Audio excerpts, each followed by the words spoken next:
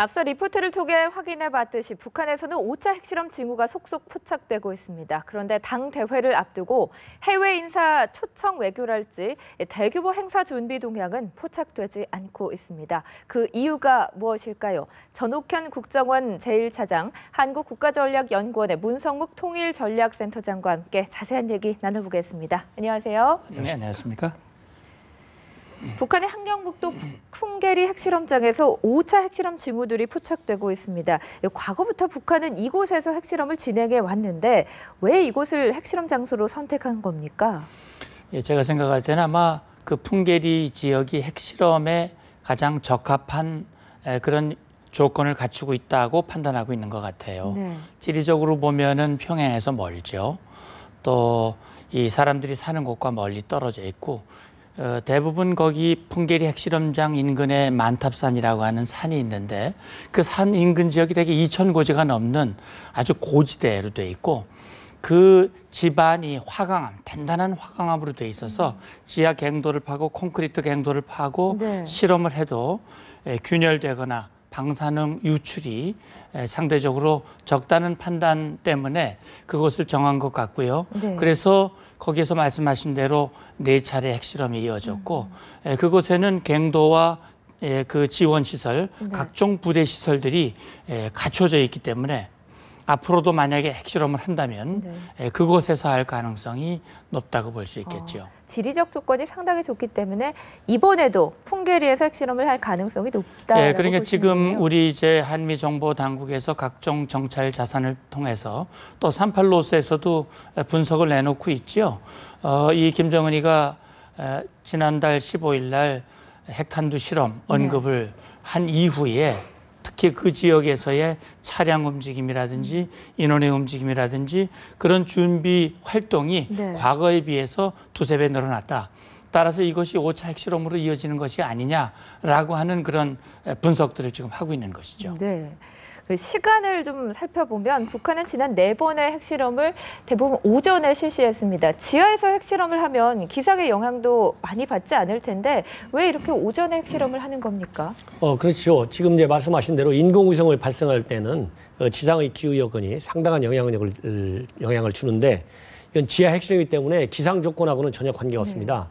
일단 이제 오전에 그 핵실험이 집중적으로 이루어지는 그런 패턴을 보여주고 있는데 그 가장 큰 이유는 핵실험에 따르는 대외적인 과시 효과를 극대화하기가 오전 시간대가 제일 유리한 거 아니냐 이렇게 판단하는 것 같습니다. 예를 들자면 오전 이른 시간에 이렇게 해야만이 핵실험에 따라서 대외적으로 줄 수 있는 충격 효과를 충분하게 전달할 수 있거든요. 특히 우리 한국과 중국 당국에 대해서. 왜냐하면 하루 종일 핵실험에 따른 후속 조치 동향이라든가 이런 거를 갖다가 분주하게 취하게 만들 수 있고 그다음에 북한이 가지고 있는 핵실험의 어떤 그런 발전, 그런 진전 동향 이런 거를 갖다가 구체화시키는데도 훨씬 유리하거든요. 왜냐하면 어떻든 간에 북한의 입장에서는 이런 핵실험에 따르는 어떤 그 충격, 선전 효과, 의도 같은 것을 충분히 전달하는데 오전 시간에 일찍 하는 것이 유리하다고 판단했기 때문에 통상적으로 그렇게 핵실험의 경우에는 오전에 많이 하는 걸로 그렇게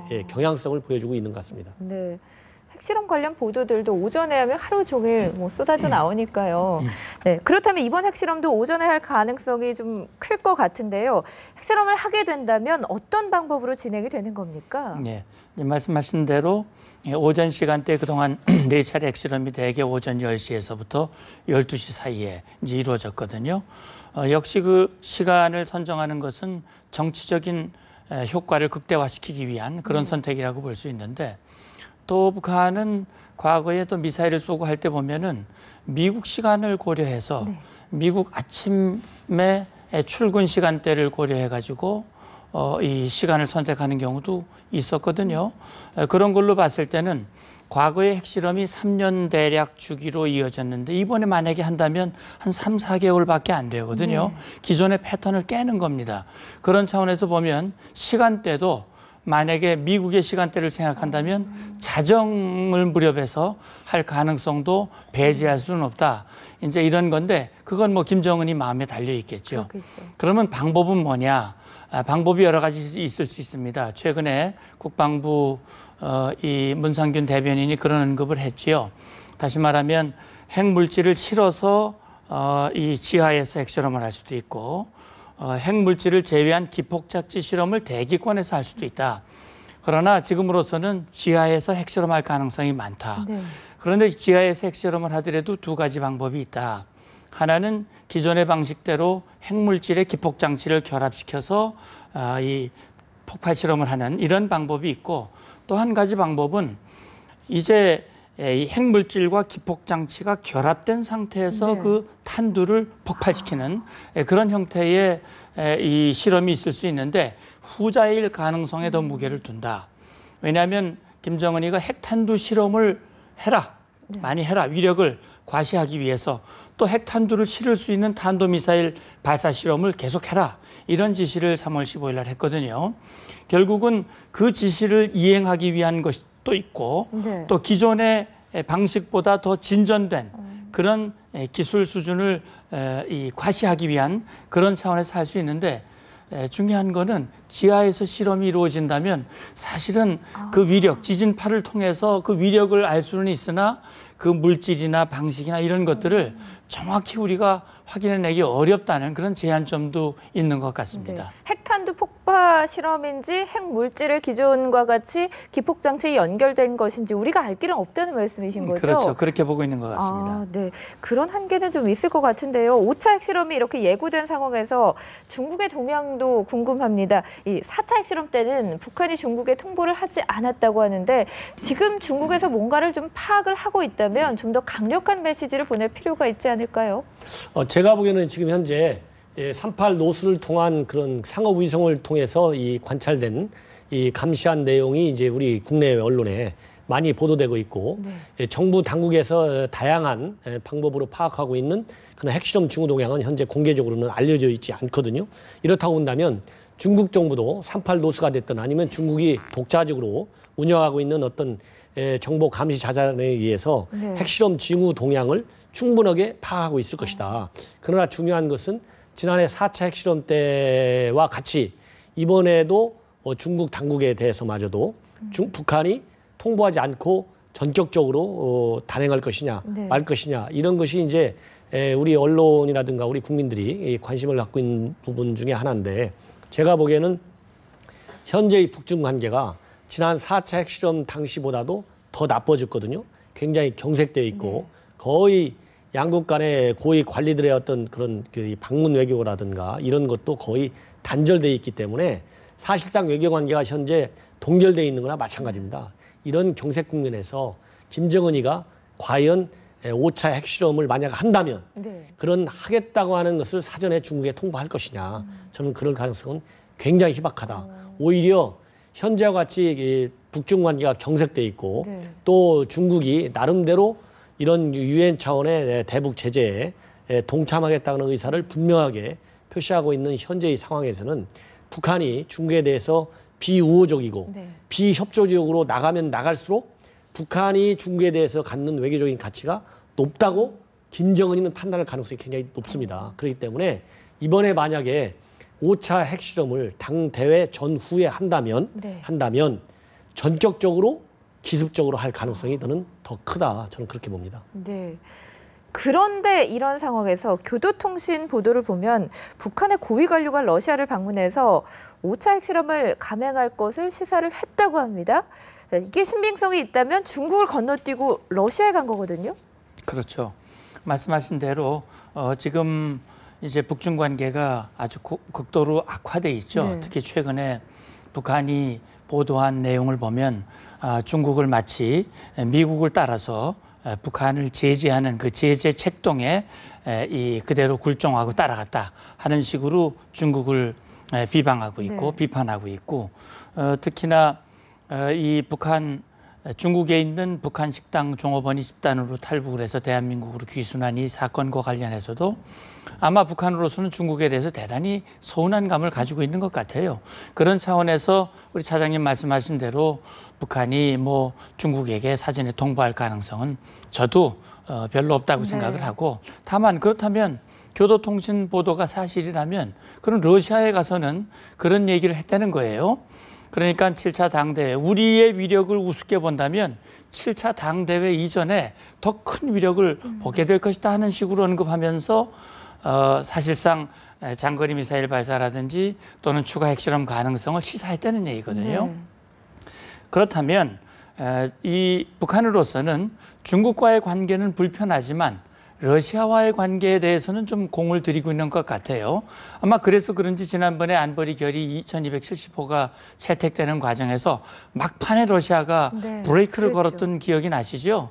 그때 당시에 이 낮은 선봉지구에서 수출되는 것에 대해서 예외를 둔다든지 또는 북한 비행기가 해외에서 기름이 떨어졌을 때 급유할 수 있는 그런 이 기회를 제공하도록 안보리 결의의 예외 조항을 2개 만들었다든지 네. 이런 러시아의 노력은 그나마 그래도 김정은에게는 그래도 러시아는 우리 편을 들고 네. 우리를 뭔가 도와주려고 하는 그런 성의를 보이고 있는 것이 아니냐. 아마 이런 차원에서 러시아에게 그런 암시를 했는지 그건 모르겠습니다만 어쨌든 중국과 러시아 사이에 널뛰기 외교를 하면서 서로 간에 이 경쟁적으로 북한을 향해서 뭔가 구애 작전을 하도록 유도하는 그런 고도의 과거에도 그런 방식을 했거든요. 그런 것의 일환일 가능성도 있는 거지요. 네. 이게 정말 사실이라면 대중 대러 관계가 어떤지 여실히 보여주는 거 아닌가 하는 생각도 드는데요. 북한이 지난주에 중거리 탄도미사일 무수단 2기를 배치했고 그중에 한 발을 발사했는데 실패했습니다. 그 나머지 한 발을 곧바로 철수해서 무수단을 전면 수정하고 있다고 하거든요. 이걸 다시 쏘겠다는 겁니까? 예, 그렇습니다. 이제 2기를 이제 준비시켜 놨다가 이제 1기 실패했고 1기는 다시 이제 들여다가 지금 내부 수리 중에 있는 걸로 지금 현재 보도가 되고 있는데 이렇다고 본다면 결국 북한이 반드시 어떤 어려움이 있더라도 이 무수단 그 미사일 발사를 강화하겠다. 이런 그 의도가 아직도 살아있다 이렇게 봐야 되고 만약에 기술적인 결함이라든가 기술적인 이유 때문에 무수단 미사일을 발사하기가 실제적으로 향후에도 어려울 경우에는 다른 중장거리 미사일이라든가 또는 단거리 미사일 발사를 통해서라도 북한의 강력한 핵탄도 운반 능력을 보여주는 운반체를 충분하게 확보하고 있다. 이런 것은 과시할 가능성이 계속 살아있다. 이렇게 봐야 될 것 같습니다. 네, 핵이든 미사일이든 도발 가능성이 꾸준하게 점쳐지고 있습니다. 이런 가운데 북한의 리수용 외무상이 파리 기후변화 협정 서명식 참석을 위해서 뉴욕에 가거든요. 그 뉴욕 방문 어떤 정치적 의도가 있다고 보십니까? 네, 말씀하신 대로 지금 이제 북한을 향한 유엔 또 국제사회의 초강수 대북 제재가 이어지고 있잖아요. 그런 과정 속에서 리수용이가 뉴욕을 방문한다. 그런데 그동안의 전례를 보면 유엔 총회가 열리는 대략 9월, 10월 어간에 북한의 외무상이 뉴욕 유엔을 방문한 적은 있지만 이렇게 파리 기후협약을 체결하기 위한 작은 규모의 회의에 북한 외무상이 직접 참여한 전례가 없다는 얘기예요. 그렇다면 과연 이 기간에 왜 리수용이 뉴욕 나들이를 선택을 했을까 하는 것이 이제 궁금해지는 거거든요.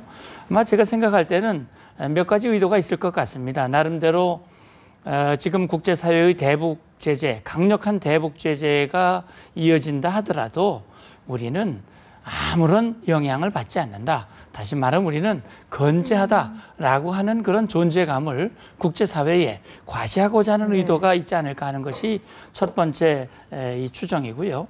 또 한 가지는 이제 최근에 북한이 국방위 성명이라든지 매체들을 통해서 이 사태를 해결하는 방법은 협상을 통해서 이루어져야 된다라는 언급을 한 것으로 봤을 때 이번 기회를 통해서 무언가 그런 협상 가능성, 국면을 전환하기 위한 가능성이 있는지 없는지 그런 것들을 탐색해 보고자 하는 그런 의도일 가능성도 있다라는 생각이 들고요. 또 한 가지는 지금 미국과 중국 사이에 북한 김정은의 셈법을 바꾸기 위해서 이 강력한 대북 제재를 해야 된다라고 하는 그런 부분에 대해서는 원칙적으로 공감하고 동의하고 제재가 이어지고는 있습니다만 사실 이 중국 입장에서는 이런 제재가 북한 정권을 흔들고 붕괴하는 그런 결과를 가져오는 것은 적절치 않다. 따라서 비핵화 문제와 평화협정 문제를 같이 논의하자, 병행하자 이런 얘기를 하고 있고 거기에 대해서 미국은 좀 다른 입장을 가지고 있단 말이죠. 그런 차원에서 북한은 뭔가 중국과 미국 사이에 틈새를 내서 대북 공조 전선의 균열을 가져오기 위한 그런 뭔가 모종의 전술적인 제스처를 취할 가능성도 있다.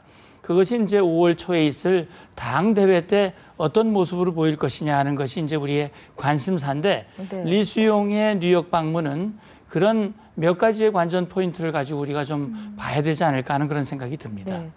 전례 없는 방문에 대한 의도까지 좀 짚어주셨습니다. 그런데 리수용이 이제 뉴욕을 가기 위해서는 베이징을 잠깐 경유해서 가야 되거든요.